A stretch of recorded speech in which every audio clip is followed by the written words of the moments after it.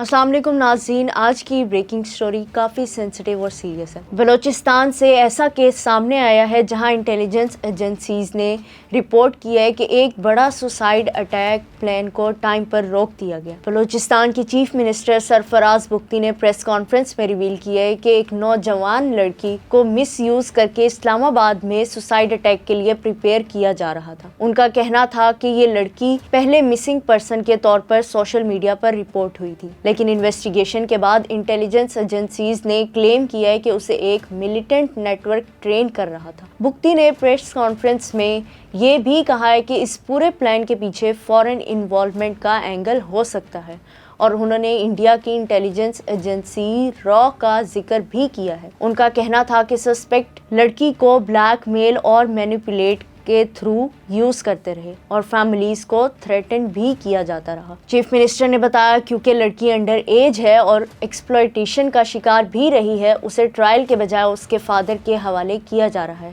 Under supervision.